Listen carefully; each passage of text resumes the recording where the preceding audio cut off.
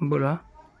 Hi friends, मैं अभिजीत कुमार दुबे समृद्धि IAS YouTube channel पर आप सभी का हार्दिक स्वागत करता हूं दोस्तों। अभिनंदन करता हूं, आभार प्रकट करता हूं दोस्तों आप सभी के समक्ष। बहुत दिनों के बाद मैं इस चैनल पर एक बार फिर से आया हूं दोस्तों, और मैं अब यहां पर आपके साथ कंटिन्यू रूबरू होऊंगा दोस्तों, आपसे मिलूंगा। सिविल सर्विस टीचर्स वैकेंसीज को लेकर के जो इन्फॉर्मेशन होंगे उसको लेकर के दोस्तों। लेकिन ये सब बातें तो आगे होती रहेंगी, आगे इन सभी बातों पे चर्चा होता रहेगा। लेकिन आज का जो दोस्तों इस चैनल पे मुझे मिलने का जो उद्देश्य है वो ये है कि आज सनातन संस्कृति का महापर्व छठ महापर्व, और खास करके हमारे बिहार के लिए दोस्तों आज का यह पर्व जो है वो बहुत ही सम्मानित पर्व है, बहुत ही गौरवान्वित करने वाला पर्व है दोस्तों।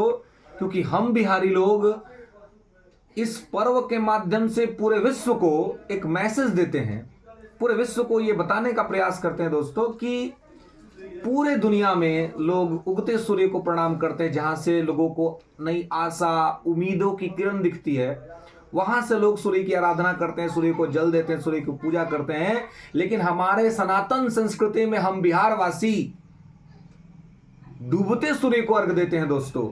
और ये डूबते सूर्य को, आज षष्ठी तिथि है, षष्ठी तिथि को हम डूबते सूर्य को अर्घ देते हैं, और सप्तमी तिथि को हम उगते सूर्य को अर्घ देते हैं दोस्तों। ये एक मैसेज है, ये एक मैसेज है हमारे समाज के लिए, हमारे व्यवस्था के लिए, हमारे सिस्टम के लिए, एक मानव के जीवन के लिए, कि जीवन में उतार चढ़ाव तो आते ही रहेगा दोस्तों। दुख आएगा तो सुख आएगा, डूबोगे तो उगोगे, ये कुछ बिगड़ेगा तो फिर कुछ बनेगा। ये महान छठ पर्व हमारी संस्कृति, हमारे लोक आस्था का सबसे बड़ा सिंबल है दोस्तों। और आज के इस पर्व में हमारी माएँ, हमारी बहनें, हमारी दादियाँ, और हमारे संस्कृति के अंदर में हमारे पुरुष समुदाय भी, केवल महिलाएं ही नहीं, पुरुष समुदाय भी आप देखेंगे कि इस पर्व में बढ़ चढ़कर भाग लेते हैं और सूर्य नारायण की पूजा करते हैं। और सूर्य नारायण की पूजा करके इस पर्व के शुभावसर पर लोग आशीर्वाद प्राप्त करते हैं मेरे दोस्तों। और आशीर्वाद प्राप्त करके अपने जीवन को नई ऊंचाइयों पर पहुंचाने के लिए, अपने जीवन को एक अलग लक्ष्य निर्धारित करने के लिए इस पर्व को लेकर के आगे बढ़ते हैं दोस्तों। इसलिए आज का ये पर्व पर मैं पूरे बिहार वासियों को, और खास करके हमारे जितने विद्यार्थी मित्र हैं, हमारे जो भी विद्यार्थी मित्र हैं, उन सबको इस पर्व के माध्यम से मैं ये बताना चाहूँगा, कहना चाहूँगा कि जब हम तैयारी के दरमियान होते हैं दोस्तों, तो हमें बहुत सारा ऊंच नीच झेलना पड़ता है। ऊंच नीच मतलब कि बहुत बार ऐसा लगता है मेहनत कर रहे हैं, बहुत परिश्रम कर रहे हैं, सिलेक्शन नहीं होता है तो आदमी डिप्रेशन में चला जाता है, आदमी परेशान हो जाता है, इरिटेट हो जाता है, फ्रस्ट्रेट हो जाता है। समाज का प्रेशर होता है, परिवार का प्रेशर होता है, दुनिया का प्रेशर होता है, सफलता का प्रेशर होता है, नौकरी का प्रेशर होता है, जिम्मेवारियों का प्रेशर होता है। और इस प्रेशर में, इस दबाव में हमारे बहुत सारे विद्यार्थी टूट जाते हैं, लेकिन कुछ विद्यार्थी निखर जाते हैं। अब देखना यह है कि आप बिखरते हैं कि निखरते हैं। तो इस महान पर्व छठ पर्व को हम सभी विद्यार्थी दोस्तों इस बात से जोड़ सकते हैं कि किसी भी प्रकार की परिस्थितियां यदि जीवन में कितनी भी खराब क्यों न बन जाए, अगला दिन सवेरा होना है। और सवेरे वाला दिन यानी कि नेक्स्ट डे नई उम्मीद, नई किरण लेकर के आने वाला है। तो भले ही जीवन में कितनी भी समस्याएं क्यों न हो दोस्तों, हम ये सीख सकते हैं कि भविष्य का जो हमारा समय आने वाला है उसे हम बेहतर बना सकते हैं। जो चला गया उसे तो हम ठीक नहीं कर सकते, लेकिन जो आने वाला है अपने मेहनत और अपने समर्पण भाव से हम उसको ठीक कर सकते दोस्तों। और ये महान पर्व हमें यही मैसेज देता है, ये महान पर्व हमें यही मैसेज देता है, लोक आस्था का पर्व, कि आज अगर अस्त हो रहा है तो कल उदय होगा। तो अस्त और उदय के बीच के समायोजन को हमें ध्यान रखना है। अस्त होने से दुखी नहीं होना है, क्योंकि अस्त हुआ है तो उदय तो होगा। तो ये महापर्व अस्त और उदय के बीच का एक समायोजन है दोस्तों। और ये हम सबके जीवन में होता है। कभी जीवन में कठिनाइयां आती हैं तो ऐसा लगता है कि जीवन अस्त हो रहा है, लेकिन कठिनाइयों के बाद एक सवेरा आता है, उसको हम कहते हैं कि जीवन का उदय हो रहा है दोस्तों। और दुनिया की व्यवस्था इसी प्रकार से बनी हुई है। लोग दबाव में इसलिए आ जाते हैं, विद्यार्थी लोग दबाव में इसलिए आ जाते हैं क्योंकि समाज का प्रेशर होता है, बहुत बार परिवार का प्रेशर होता है, लेकिन इन सभी प्रेशर से हमें निकलना है और हमें उस उगते सूर्य को ध्यान रखना है कि आज अस्त हो रहा है तो कल तो उदित होगा, और जैसे ही सूर्य कल उदित होंगे वैसे ही हमारी भाग जागृत होगा, हमारा कर्म जागृत होगा। और जब भाग और कर्म व्यक्ति का जागृत हो जाता है दोस्तों, तो फिर उसे उसके जीवन में, उसके कैरियर में आगे बढ़ने से कोई रोक नहीं सकता है।